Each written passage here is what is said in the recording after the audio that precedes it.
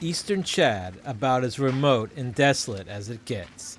And yet, 300,000 refugees from Darfur live here in 12 camps, scattered along the border with Sudan.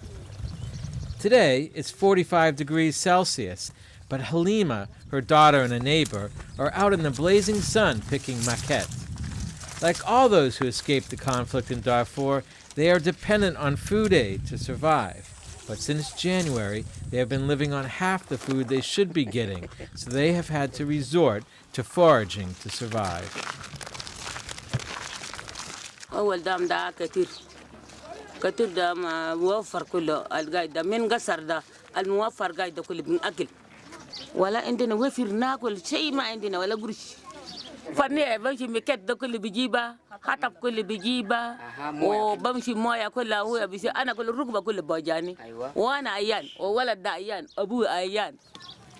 Halima and her family fled Darfur 10 years ago. بعربي بيتيت الأنتونوب بيتيت بحسين بجمال الهيلة ده نيام تشو أغلو بهايم أغلو ميتين قاعدين دفقنا مرقنا ده أسا ولد ما أوق ده كل ما درب أنا هربي وما عندنا بهيم الهلغان ذات في جينا أدريك الصوب دارفور وين نرجع أي لا لا لا لا دارفور وين نقدر نرجع هسه بموت ده الليل بموت بكرة بموت ده. Getting food thousands of miles out into the desert is an expensive challenge. It's also a race against time because when the rainy season hits, the roads become impassable. But the reason these warehouses are almost empty is from lack of funding. Gaga Camp now holds 20,000 people. Markets have sprung up, and the Chadian government allows refugees to use the desert land to grow food. But drought and floods makes farming here nearly impossible. الإيش هالشينا ده كان وادي أكله ولا فول ولا إيش ولا درابة.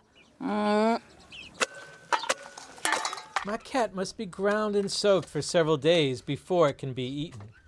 Many survival foods have some nutritional and even medicinal qualities, but they are not cultivated, so the more they are picked, the further you have to go out into the desert to find them.